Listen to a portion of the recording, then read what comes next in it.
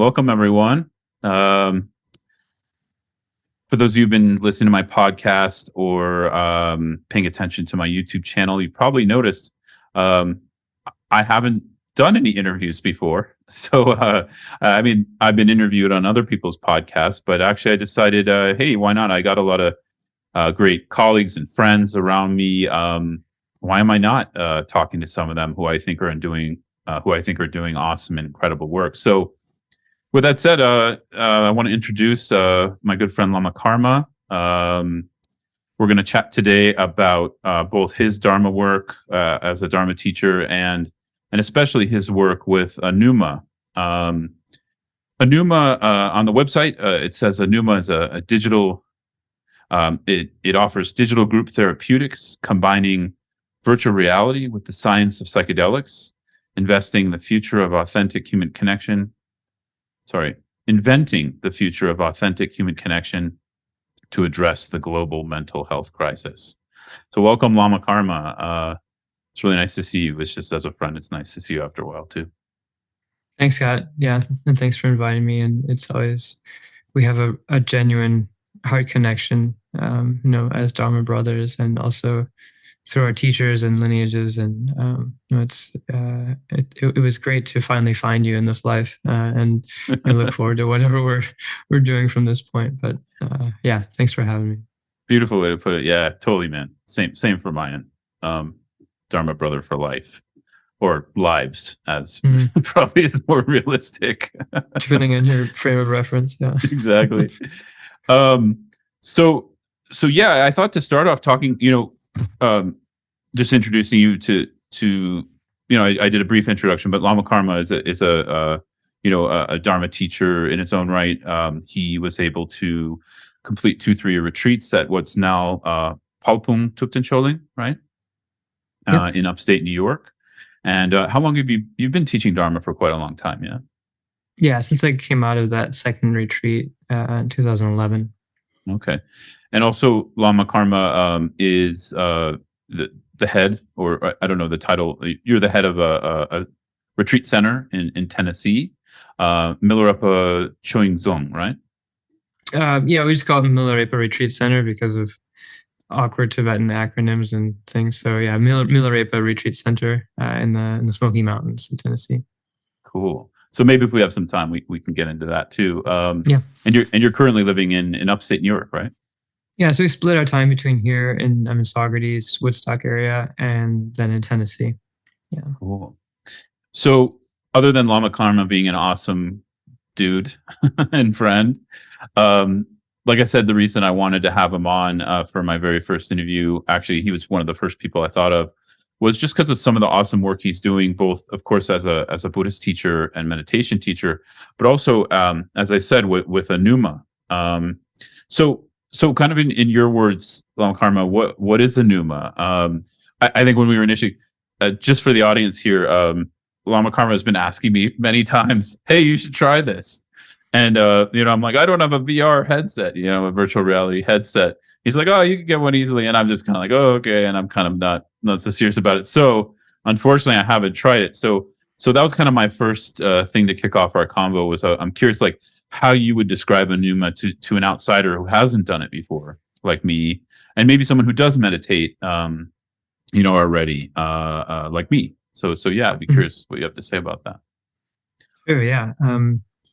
I love that you read that from the website because it makes me cringe, right? So this, whenever, whether it's Mark Zuckerberg himself talking about the inevitable future of the metaverse and the world of virtual reality and how many promises it gives, whatever else, or this wild world of psychedelics, much of which is really beneficial and really, truly helping people, whether at the end of life or for PTSD and just other relational issues. There's many applications that are actually really driving benefit. But you and I being in spiritual communities, when you sort of mix these streams with a spiritual path, it's very dubious. And so I applaud anybody who, when you read that, was like, "Oh no, what are we getting into here?" So a I little can read bit it of a again if you want, and we can read no, it like no, just with that in so a mind. little bit of a preamble there. At the same time, it's happening, and there are, not to oversell, this idea of a metaverse or multiverse, or this idea that we are now as humans approaching the point at which we can represent our reality in a new, more fully immersive way. So representation is something that, or mimesis, something that humans have done since forever. And whether it's spoken language or written language or visual representation, all the way up to what's happening now, that's what we do. And the Dharma is right there with it. It's the spoken Dharma, the written Dharma, the visual Dharma. It's all part of the Dharma. Yeah. And these are, they are potentially skillful means. So on one hand, it's potentially leads to further delusion and so forth, and on the other, it's potentially skillful means. And so the short of it is how, given that virtual reality is happening now, then we can maybe stick to that. What's the best way of doing it? Like, how do we bring the Dharma into it, more most pointedly, but how can we make it beneficial, in a general sense? So Anuma is an attempt, and the way that I usually talk about it, it's a group of collaborators, a company that is devoted to creating a sacred experience in virtual reality, and everything that entails, including connection, interpersonal connection, transformation on some level of view, opening of the heart, truly beneficial, sacred experience. So that's the vision, that's the goal and the motivation. And then, we've done many things along those lines with that inspiration. Yeah, beautiful. Yeah, I think this is kind of how I was thinking of our conversation too, because I was thinking, and I don't like to generalize too much, but I think in the modern Western world, at least, and in my experience growing up in the United States, so I could just speak for someone coming from the United States, maybe even though I live in Colombia and Mexico these days, between those two countries. I think we're in a crisis of connection. So that was kind of one of my first thoughts is like, you know, and a lot of that is technology. It seems like it's making it worse sometimes. It seems like social, ironically, social media is called social, but it actually can create more isolation and less social connection, or maybe we could say like less embodied social connection. Mm-hmm. And so that's kind of one of the things I've been skeptical about VR and whatever the metaverse is, because I don't think no one exactly knows what the metaverse is going to be. I think it's just sort of the lots of ideas and people trying different things. So just curious how Anuma, I mean, you stated it a little bit, but if there's more detail on like how you see that from the perspective of Anuma, especially in kind of what you're offering through it. That sort of tension between connection and disconnection. Yeah, because I think it's sort of no, for sure. You named it. It's like, how do we use? I mean, maybe I'll start with a premise that I kind of, my mind has changed over time on these kinds of issues, and I'm sure it'll change more over time. I never try to stay static and sort of like, oh, I believe this. I'm always watching. But I was reading some material. I'm really, I go through phases with Chogyam Trungpa Rinpoche, and I'm in a big Chogyam Trungpa Rinpoche kind of reading phase right now.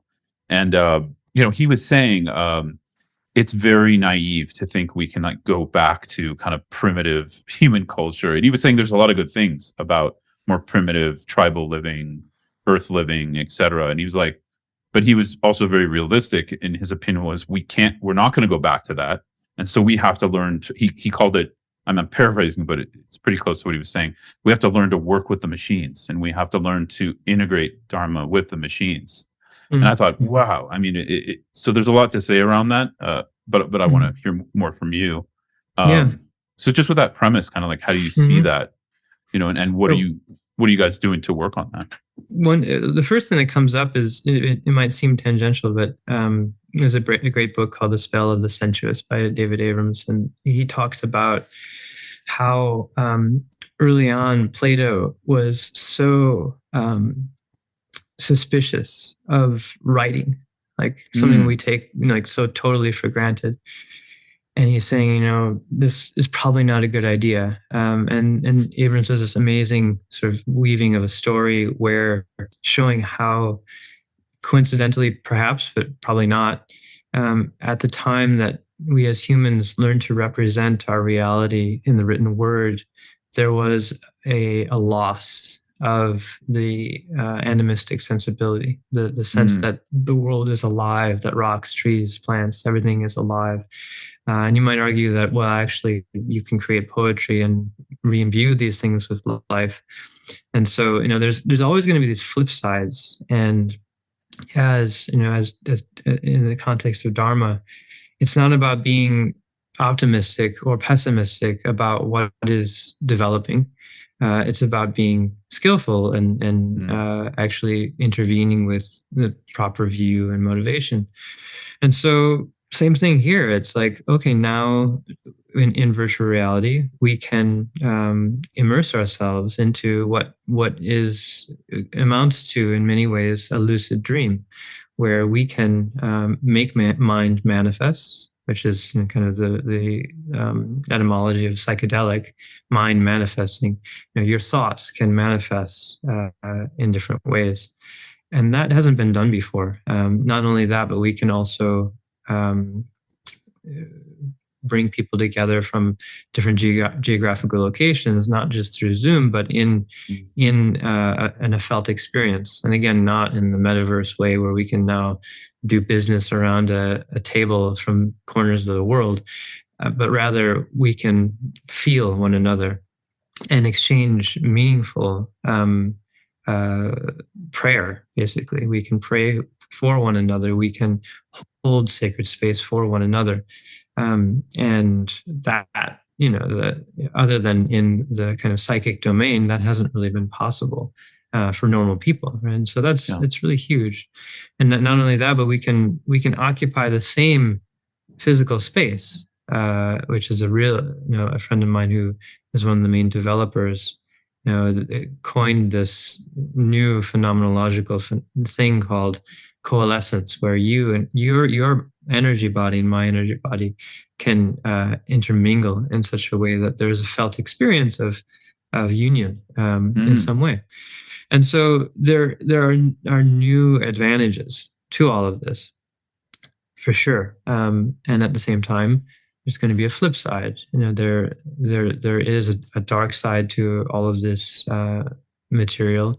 It's reliance on, well, Facebook for one. We're using primarily Meta as a platform, and then everything that goes along with that, which maybe we are a Trojan horse for, hopefully in some way, but also, the way that the reliance on rare earth metals and whatever else. And there's lots of critiques that you can level about this, but fundamentally, I think the main risk and that connection disconnection tension is what is the extent to which, when using this new technology, we are actually reinscribing the basis of samsaric habit. What is the extent to which we're actually intensifying dualistic experience? And what is the extent to which we are actually pointing to the root of confusion by means of this technology? And that makes all the difference, having that question in mind. And through the development, we've come up with a number of similar tensions that echo one another along those lines that really make it clear. Is this, internally we just call it VR versus shitty VR. And I like that. but you might, but externally you might say, VR 1 versus VR 2, one scholar has put it. But there's a distinction to be made in what is beneficial. And especially from the Dharma point of view, which I think goes much deeper, what is pointing at the truth, and what is actually reinscribing delusion and intensifying the causes of samsara. So, that's it. Yeah, wonderful. Yeah, just briefly, well, hopefully briefly, you and I could probably go on a long tangent about this. I think generally this is one of the things missing from the conversation around the meditation world in general. Like let's just say the greater market of meditation is what are we actually trying to accomplish? Like is meditation, what is meditation serving? And I think a lot of the times that's not talked about, or that's there's a limiting belief around what that can serve. Or I think if people understand at least partly what the depths, maybe they understand, some people, the depths of it, and then they choose one way to serve through it. And I don't think that's necessarily, there's a problem with that.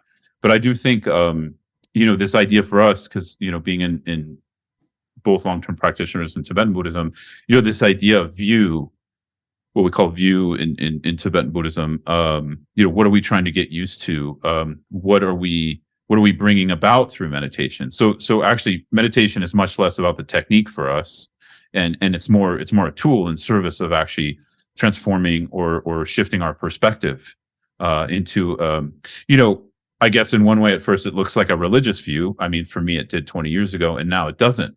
It's just like, oh yeah, that's like, because we start to peek through to the other side of like, well, reality isn't the way I'm perceiving it all the time. And we start to see, well, there is something that can unfold that maybe is more natural and less diluted and less suffering.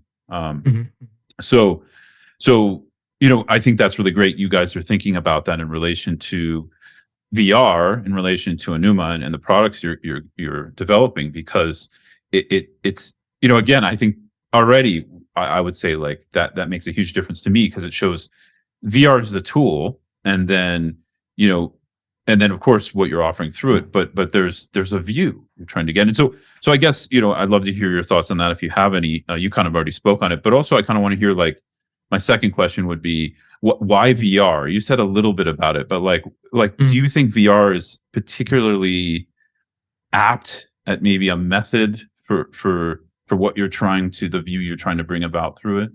Mm-hmm. Sure. Yeah.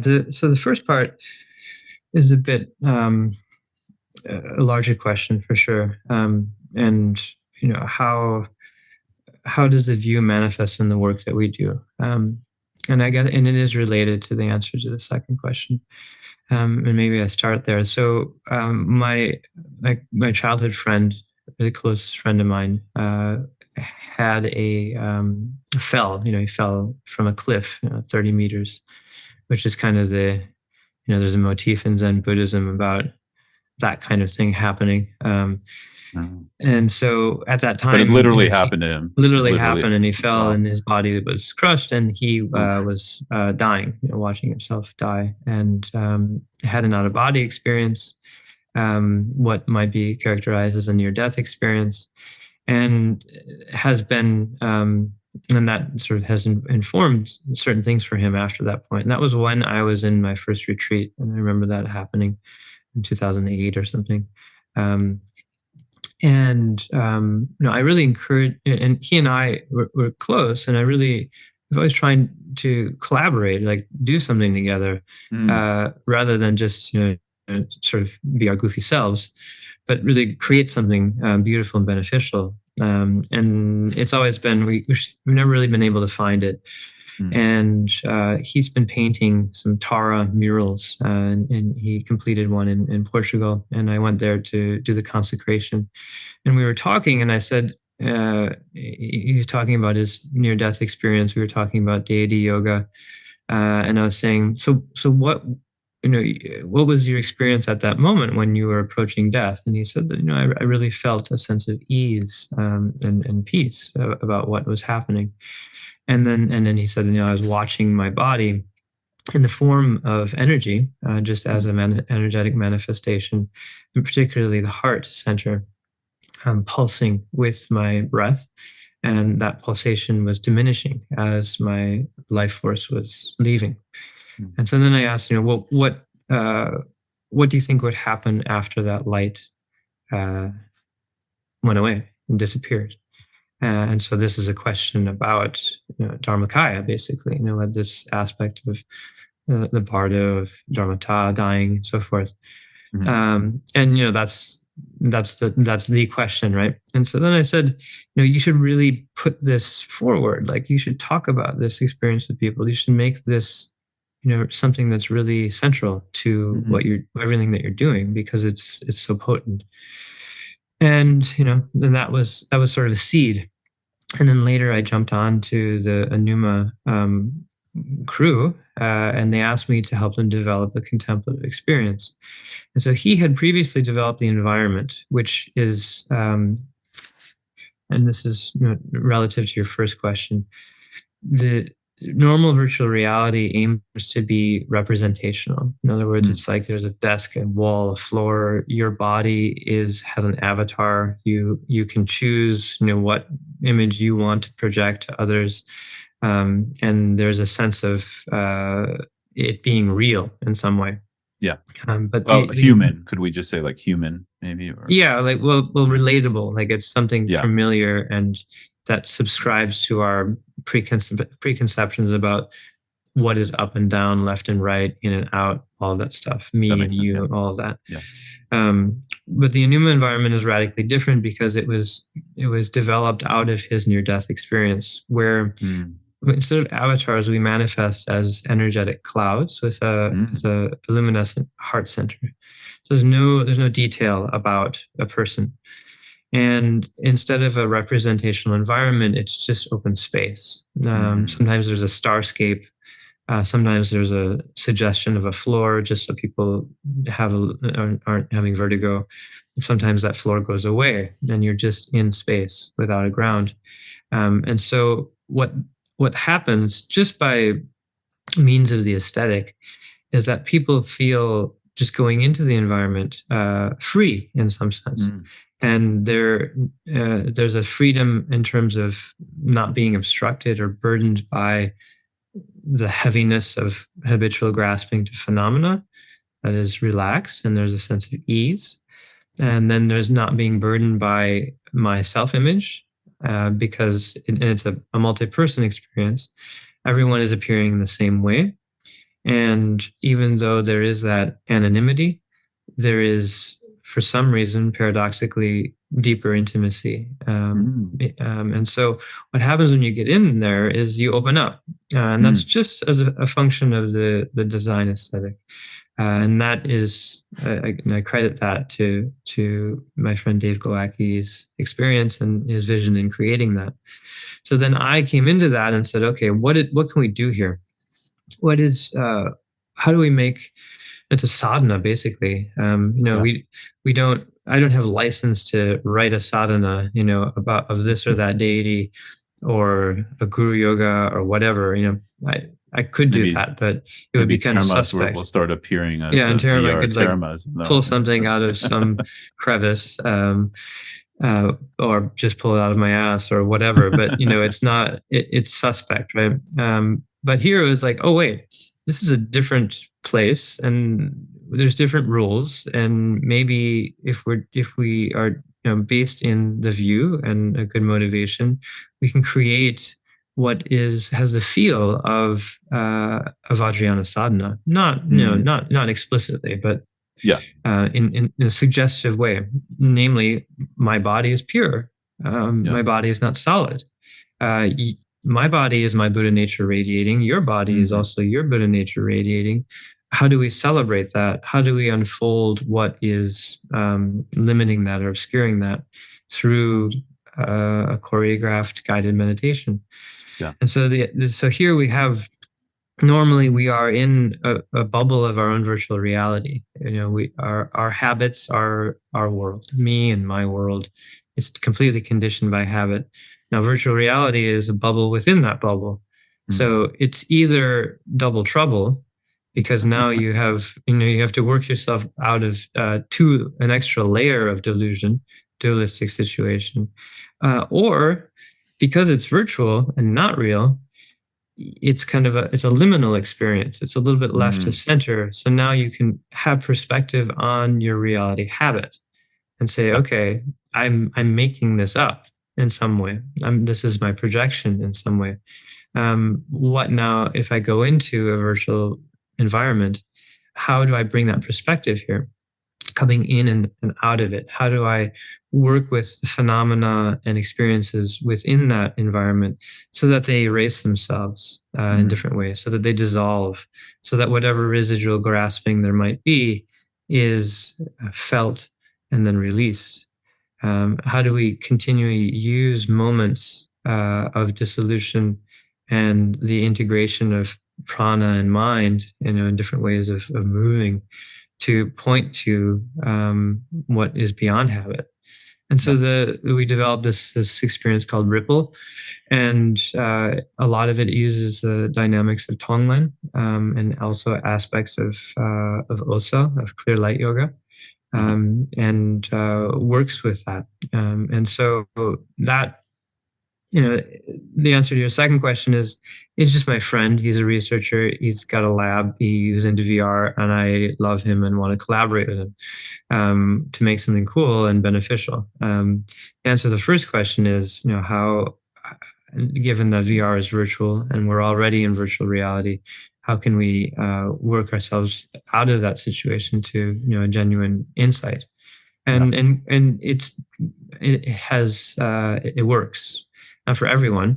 There Yeah. is, you have to be in a particular position, but yet for most people, almost everyone, they come out of it with benefit, even if it's just feeling more calm, Mm. just feeling more at peace, more able to connect with others. But yet some people actually have a taste of naked awareness, which Hmm. is really amazing. And so, this kind of Dharma art project is, I have confidence in it, in some way. Yeah. So then that has led, given that a lot of these themes are around death, we pivoted completely to designing experiences for end of life care. And that's Mm. kind of where we're going after this point. And we've developed a number of new experiences on those lines. Yeah. So I want to that's where ask you. Anuma is at now. Awesome. Yeah, I want to ask you about that in a minute. About the kind of connection to death and dying and end of life care. Just if it's okay with you, Lama Karma, just for the listeners out there on YouTube or Spotify or iTunes, just say something because I don't want to assume everybody, is up to speed with the deeper, what I call the deeper end of Buddhism. And so, what you're naming in a way is how you're working with Anuma and you're working with students and clients who come through Anuma to release self-grasping, which in Buddhism is really the main afflictive emotion. It's the main, what we would call the root cause of suffering, is the belief, the grasping to, and the proliferation of like an independent self, to put it in one way. There's many ways we can put it. Or sometimes I say like ego reification, or when there's this sense of an enclosure where we're enclosed in. But when we actually start to question that, just anyone, you don't have to be a Buddhist, you don't have to be a meditator. If you just question where is that,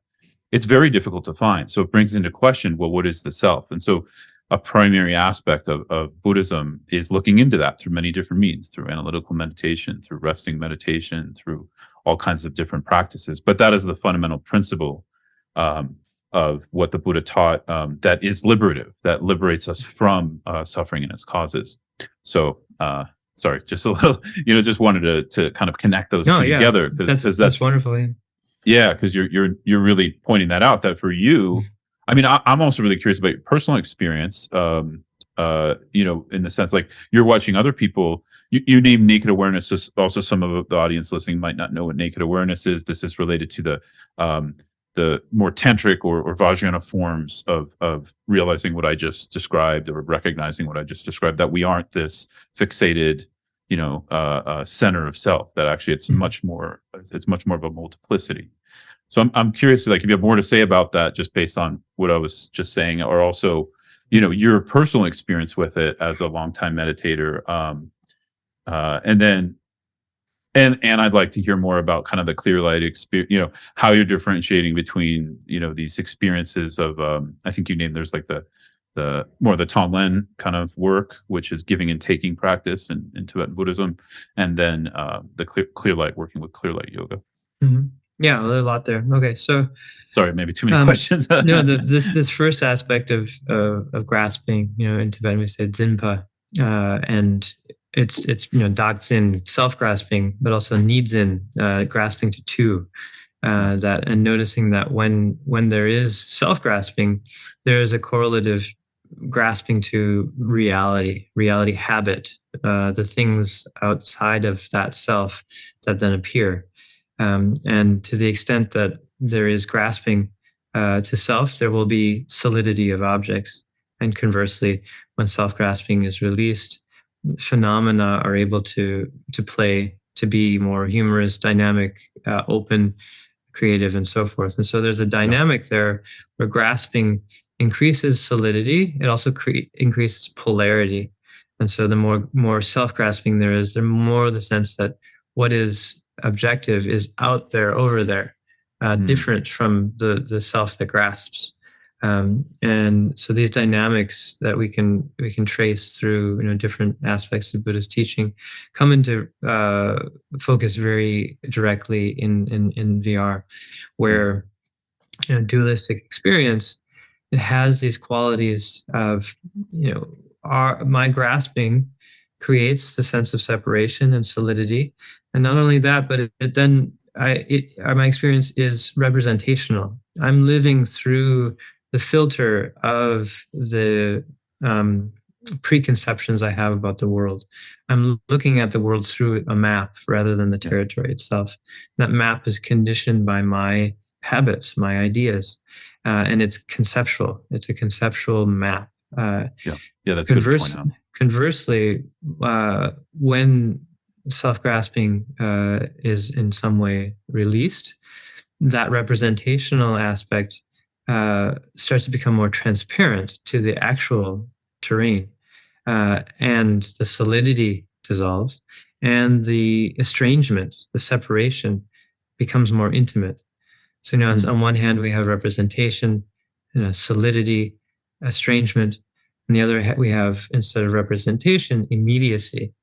And that immediacy is also direct, the dualistic aspect is there, and less solid as well. And there's another aspect you could talk about, embodiment. And then the more we are living in our head, the more we are living in representation in the map. The more we are living in, you can say the body, it's tricky, but as a beginning, we just talk about embodied awareness, which is non-conceptual, is immediate, and is felt, doesn't get involved in all of these habits. So this, in the VR environment, is directly, it offers a really direct perspective on what is good VR and what is not. If what you're doing is disembodied, habitual, dualistic, and so forth, you're creating for the causes of samsara. If, however, if you are able to stay embodied, and able to explore intimacy and connection, then there's a potential for going beyond that. So my experience mainly is through the experience of others. I'm not going to go in there now and practice. It's not, and I wouldn't propose that what we've developed is a substitute for practice. It is something that isn't maybe an intervention, something that can enhance one's practice, and especially the best use cases that I've seen is when we are using these in conjunction with an in-person retreat, where we do a few of these experiences, but those are contained within meditations, contemplations, and relational practices, where then this gives a singular moment that really opens things up. And so, but for me, seeing other people open in that way is really rewarding, and that hasn't faded. if you're practicing, I think there's a plateau at a certain point where the habitual mind is just going to start doing what it does in spite of all of our efforts to the contrary. The mind is just going to start making a habit out of everything, and then You mean like ruining any it. kind of, sorry, you mean like any kind of practice, like just sitting on the cushion and meditating every day? No, I mean in VR, but Oh, that's you mean true VR? too. Okay. Yeah, I mean that's true too. And the methods of Dharma are skillful to the extent that they resist that, and that Yeah, they I agree. they Yeah. they Yeah. they erase themselves, and so you Yeah. can't get addicted to it. You can't become identified with, Yeah. oh, this sadhana that I do, or this yogic practice, or this guru that I'm devoted to. If the guru is doing his job, Yeah. she or he is going to erase that, at a certain point and leave you Totally. like, now what kind of thing. Same Yeah, I with mean, any kind of sadhana or whatever.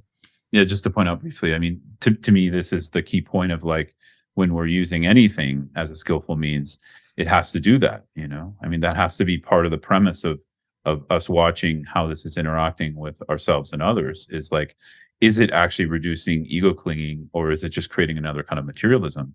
Because like you just pointed out, I think I just want to emphasize that Buddhist practice, meditation practice, just on its own as it is, can be a form of materialism if we don't understand why we're using it, and we're not using it for that reason. That's why intention, view is so important. I think at some point. I mean, it's one thing when we're new to meditation, we might not know heads from tails, and that's fine.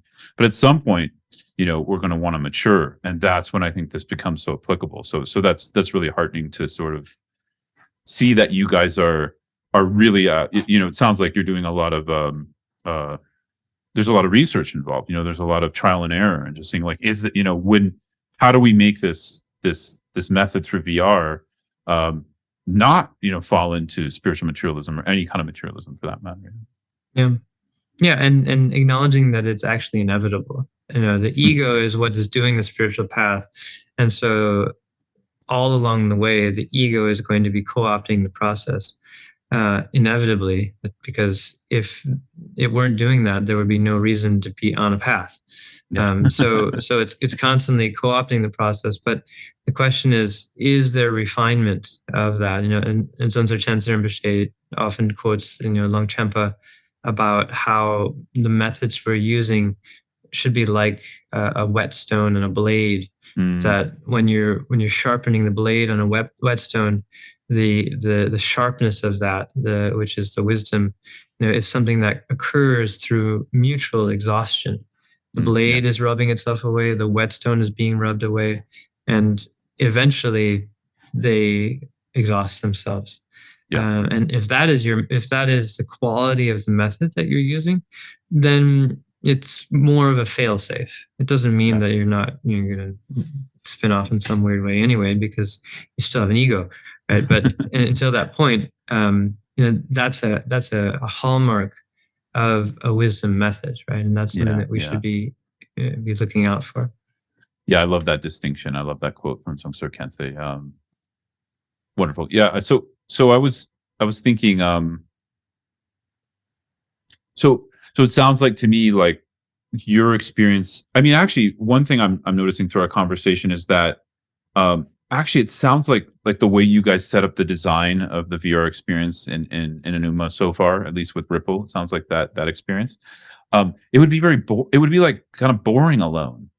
Like it's almost set up to foster connection. Is what it sounds like. Yeah? No, yeah, it is interpersonal, and part of what you were asking about how it moves from Tonglen to clear light yoga, that the interpersonal element is integral to that. You basically, there's different ways of practicing in Ripple. Sometimes you're alone and just encountering the vastness of space on your own and working with whatever that might bring up. Sometimes you are in a group working with basically praying for one another as a sacred circle. And then at a certain point coming to union with the whole group, everyone overlaps and inhabits the same energetic space. And then there's a differentiation again. And then at different points, you're working in pairs. And as a prelude to the dissolution sequence, You're exchanging your heart light with another, an other, and that light is moving in and out of you, and both of you are practicing at the same time. So you're developing a relationship with that, and there's an aspect of sacred union that's occurring. And maybe many people have that, either resistance to it, which is also good to feel, or openness to it. And then you sit down facing one another, and you basically hold space for the other as they die, Wow. as they pass away. And since you can't see yourself, the gift of the awareness of your own death process is given to you through the presence of the other. So you're seeing them pass away at the same time you are. And much as is the case with care for the dying, oftentimes the caretaker will feel blessed by the gift that the dying person can offer, especially when someone has reached full acceptance of their mortality. Then their passing releases a tremendous amount of blessing. And that witnessing that is to receive that blessing. And so there's something there about that sacred dialogue that's happening. Sorry to interrupt you. What do you think that's about? Just because I don't want, I'll end up forgetting it. Why is there a blessing? Yeah, I've always, I mean, I have some ideas about that. I it's just conjecture, but yeah, why is there a blessing? Because it doesn't. It seems to be a phenomena that doesn't. And now we're talking about real dying. We're not talking about virtual reality. Now we're actually talking about like human death and dying. Now, with the passing of a great realized master, we could probably guess why, but that seems to also happen sometimes around people who weren't necessarily like very realized meditators. So, what do you have any ideas around that? And then we can go back to the VR thing, but. Yeah, well, I mean, conversely, if someone is resisting death and fearing it, their passing creates chaos. It's not. It's that moment can then create chaos for them. Whatever's happening after that point, for everyone around them, it can be very uncomfortable, dreadful, right? Yeah. So I think there's kind of a spectrum there where if you've reached a state of at least acceptance, where you have deep fundamental peace with what is the unknown, which from a Buddhist standpoint is reality of awareness beyond all habit and grasping. When you let go of everything, if someone or going to God or whatever, someone or into the void, even if you are an agnostic, or even believing that maybe nothing particular is going to happen to your continuum after you die, but you're fundamentally at peace with that in an open-hearted way that's connecting you with everything. There's still some beauty in that, I think. And so I think what happens is that when someone moves into that with that kind of peace, it's communicated, and people feel it because there's a release of some deep level of grasping that happens at the moment of death, and that unlocks an energy, you might say, for lack of a better word. But then better to think of it, well, okay, so not only am I at peace, but may my death be a gift to everyone around me. May my death be a gift to all sentient beings. May my death be a gift to all sentient beings, past, present, and future. And you just expand bodhicitta to its utmost, and then you die. What happens then? No. Or you have actually realized that motivation and integrated it with every fiber of your being as a true master, and then you die. What happens then? So I think there's a spectrum there of that, of what can be transmitted. Yeah, I've been talking about in my Dharma talks lately, and just with one-on-one mentees, I've been talking a lot about awareness as an app, like an aperture on a camera, that can allow less or more light. And I think that's a nice analogy towards what you were just describing. It's like, depending on our connection to non-dual awareness or naked awareness, like from a Buddhist perspective, just for some of you out there who are listening and don't know or haven't studied Vajrayana Buddhism much, the one of the premises of Vajrayana Buddhism is that at the time of the death, it's like just as a shell being cracked open, the aggregates of our form, cease to function, and then our inner energies also sort of break open, and it's almost like you can imagine. This sounds very morbid or dark.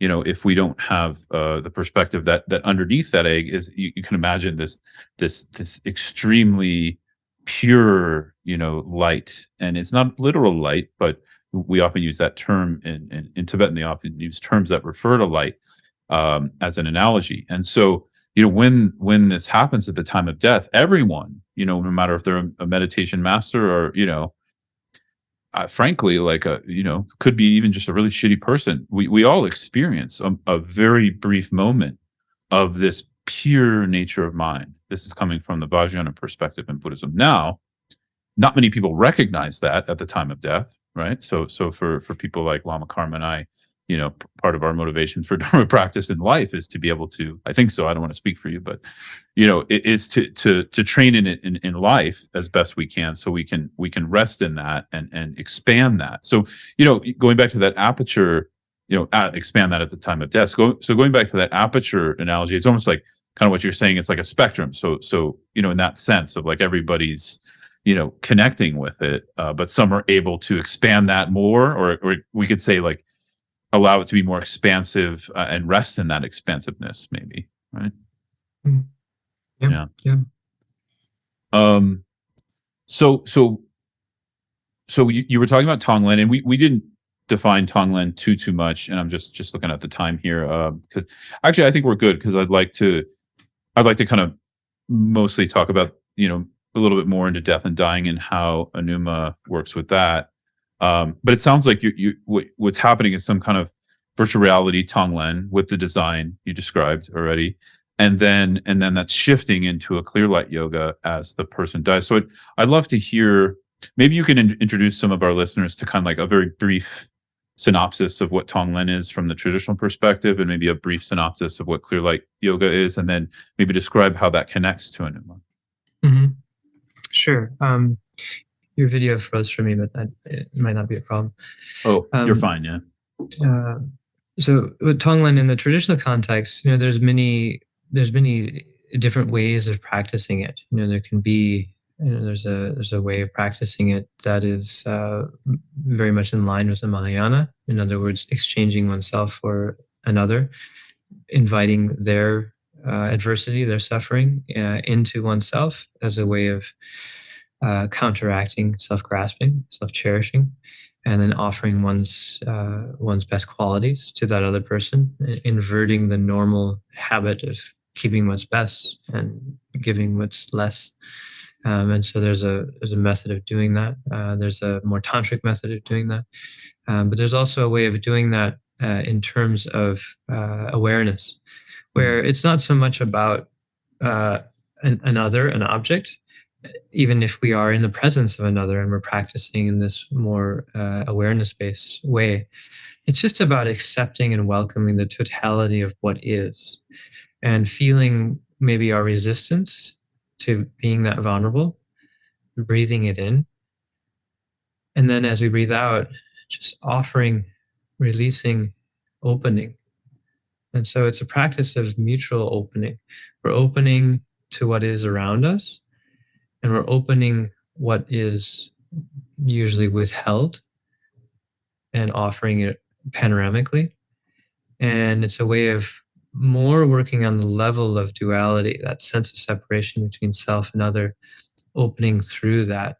And so that type of exchange, and this is something that comes primarily through my relationship with Lama Rinpoche in France, and the open mindfulness program that he developed was a major influence for this.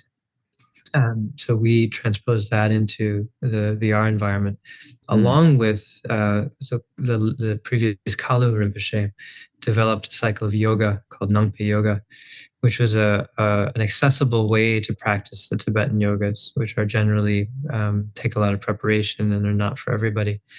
And he developed a kind of almost secular, in some ways, form of yoga. And in that, he developed a motion that goes with that type of offering, where you open the arms and the feet. Actually, you're sitting and you open your legs and arms, and then you bring your arms back as you're receiving. And I use that as an inspiration for what we were talking about before, how to make mind manifest in the environment. And we could use biofeedback, sensors, whatever, but the easiest way to do it is just to move the body in accord with our mental disposition, moving our body outward as we're offering and bringing our hands and arms in as we're receiving. And as we do that, the heart energy, we see our own heart energy go out into space and then return again. And there's different things that happen. Sometimes that heart energy goes out into space and just dissolves. And then we rest in that dissolution with no breath. And then we breathe in. And we can also practice dissolving with the out breath, something that's taught in the Dzogchen tradition. But that's the kind of spirit of it. So there's an aspect of going beyond, that sense of boundary normally and working with that, and also of dissolution. And that prepares us for what I was saying before about this moment of holding space for the dissolution of the other, in which we are also contemplating our own dissolution, where we sit down and this is part of clear light yoga, which is a training for the deep sleep state, so bringing luminosity into the stage of our sleep, of our night, where there's no content, there's no movement of mind, and typically we're just ignorant and unconscious. But there's a yoga for transforming that into awareness. So that's called clear light, and that is also a preparation for the time of death, when, as you said before, the physical aggregates dissolve, the subtle body dissolves, and consciousness then dissolves. And what we're left with is, who knows what we might call it, but there's nothing that you can say about it. It has no attributes. Preparing for but it's that, not nothing. But it's not nothing, right? Nothing. But it's not nothing. And if we recognize it, it is actually a refulgent luminosity with no subject or object.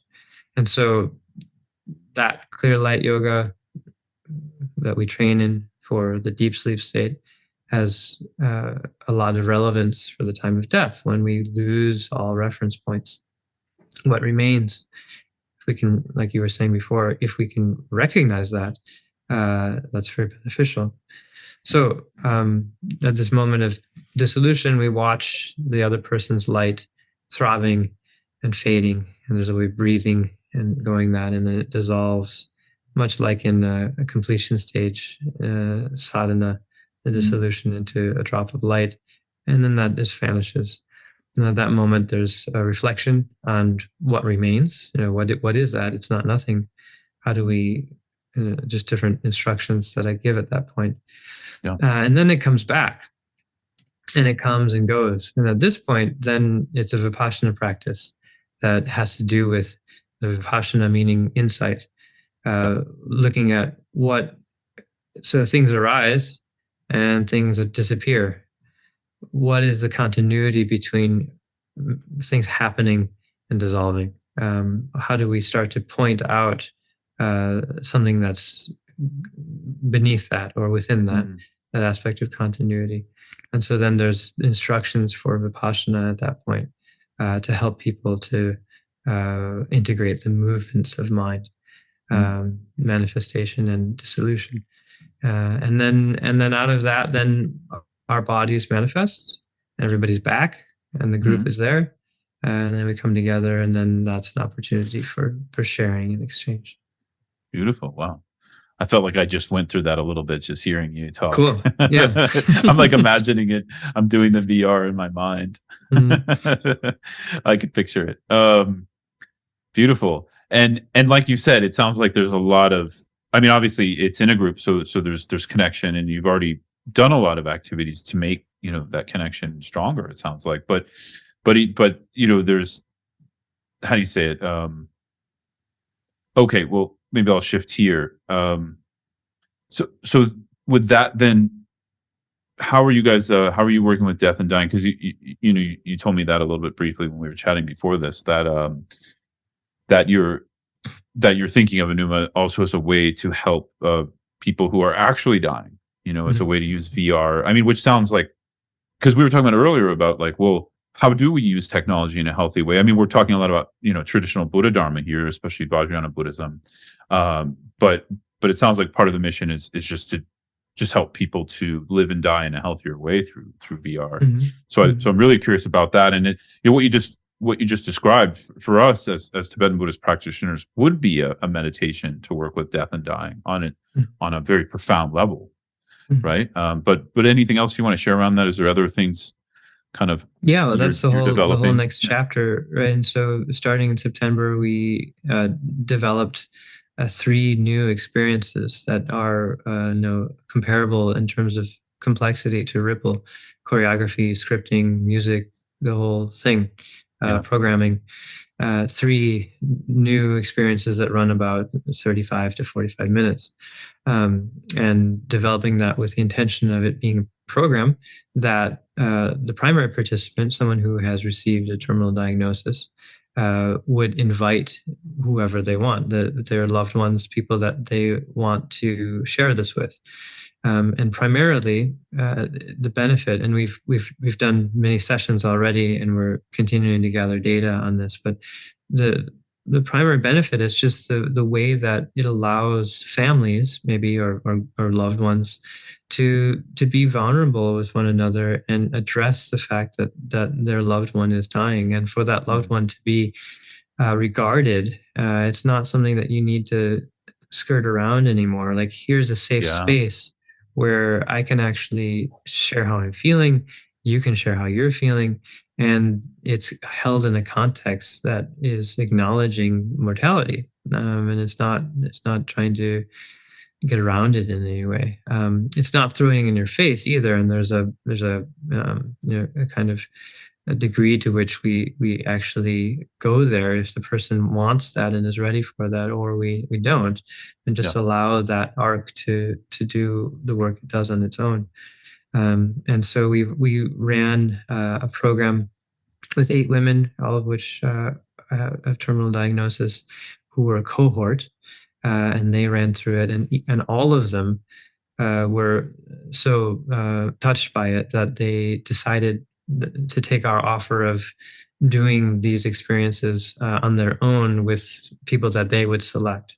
And so now we're in the midst of doing that. And then we've also been running sessions with just incidental individuals who want to have that service. And it's been really amazing. And there's so much to say about how we designed it and the structure of it, but you might say that there's the first experience is really about catharsis, doing a life review, going through aspects of our biography where, as a child, as an infant, as an adolescent, whatever it might be, where we needed love, we needed support, we needed compassion, and really giving. It's the practice of self-compassion, basically, in order to redeem the ghosts and bring back the pieces of ourselves that are not integrated.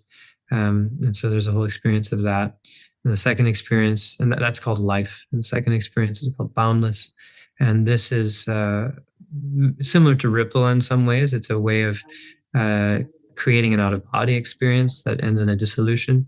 It gives themes of what is it like to let go and rest without reference.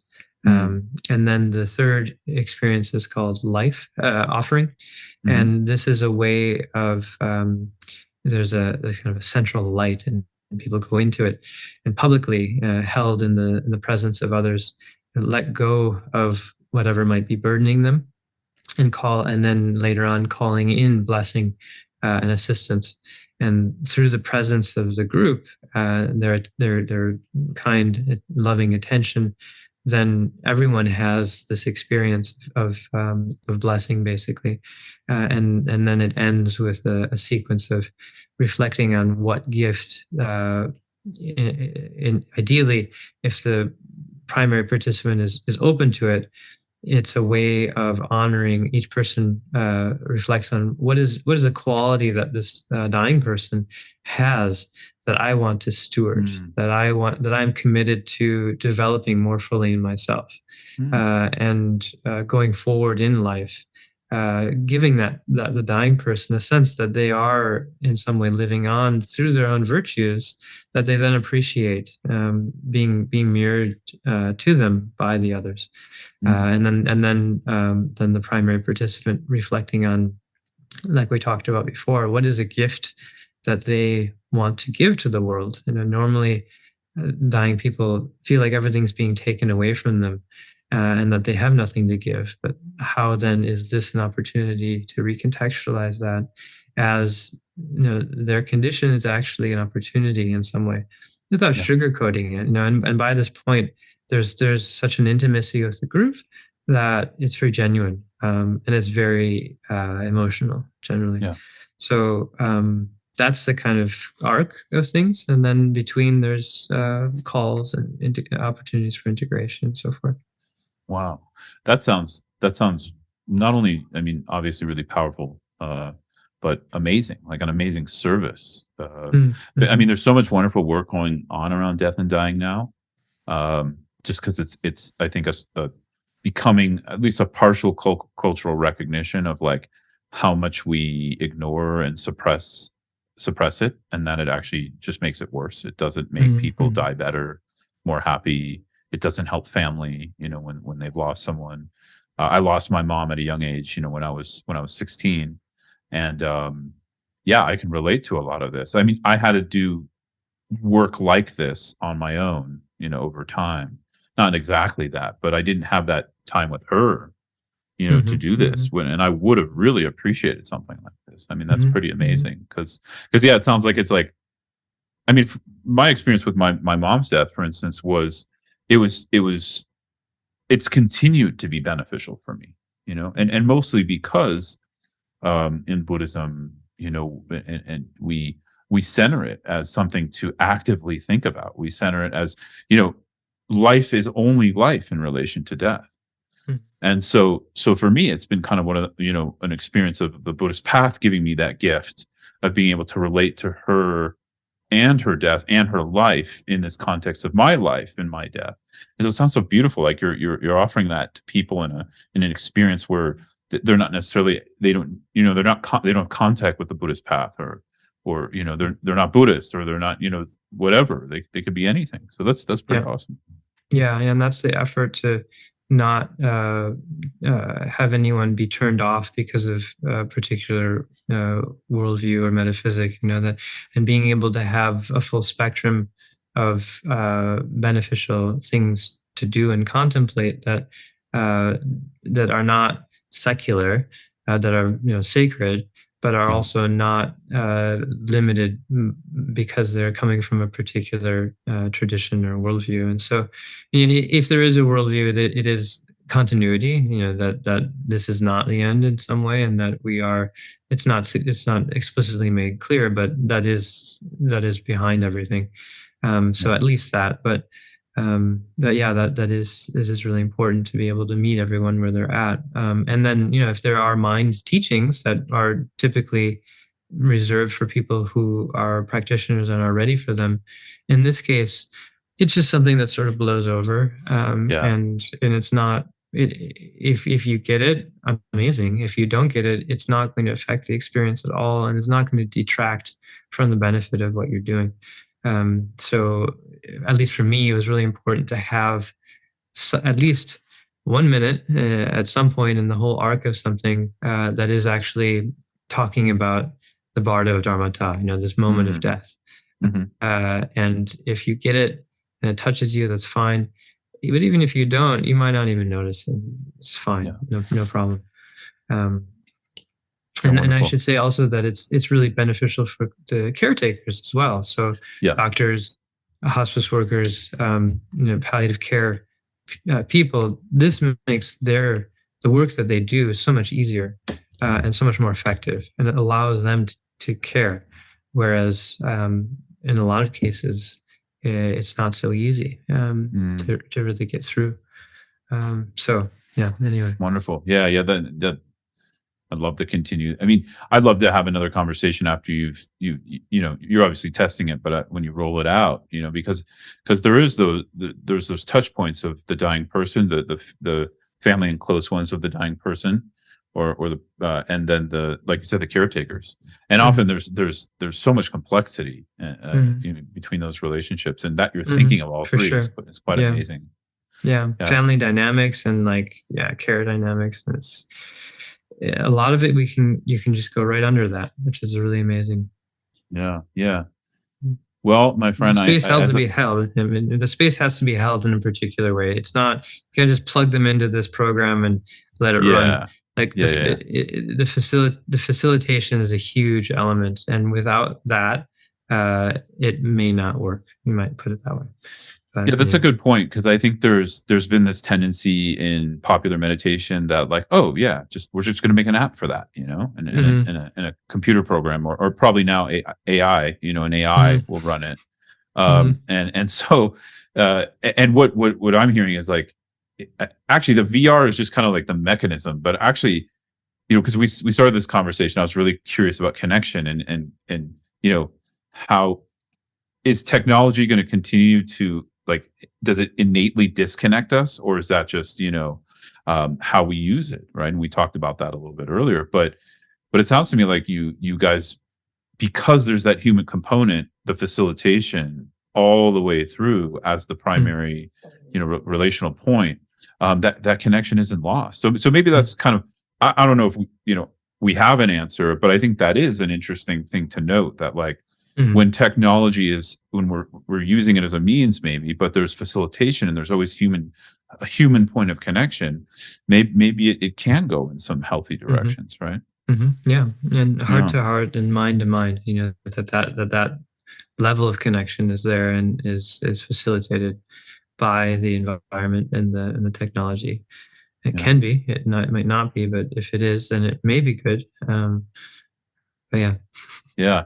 When as Chat GPT and all these other things progress, so we'll come back and have a combo about AI, because I'm curious. I was talking to another meditation teacher friend. We were what we were conjecture. We were just dreaming what parts of our work is AI going to replace and what parts isn't. Isn't it going to be able to replace? I think a lot of people are thinking about that right now. Yeah, no, I think we're as meditation teachers, I think we are probably in a better position than most. So yeah. I think we're a little bit more down the list. He very optimistically said at least 10 years. I was probably more like 2. Like the copywriters, they're coming for the copywriters first, and then maybe we're more like 2. But anyways, man, I really appreciate this, Lama Karma. This is awesome, and just I'm really inspired by the work you're doing.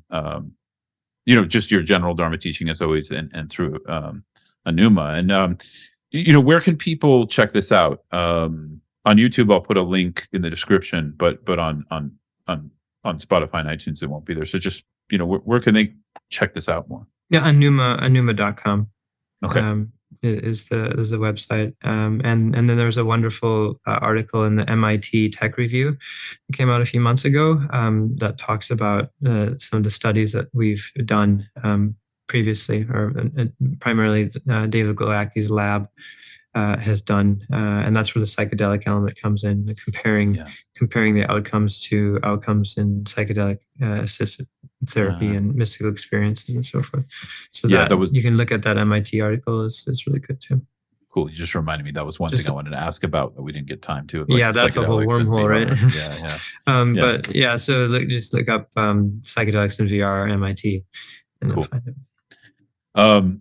Just anything before we jump off, anything you want to share in your world, or kind of what's up for you? No, just thank you so much. It's always great to be with you, and we're geographically further apart now than ever, but hopefully we see each other soon. And love to have you to Tennessee, to our Dharma Center there, to do whatever, whenever, and invite anybody who is listening to connect. Open to many things. So thanks a lot, Scott. Man. Thanks, Lama Karma. Really, really appreciate it, man. Okay. Cool. All Lots of right. love. Thanks. See you later.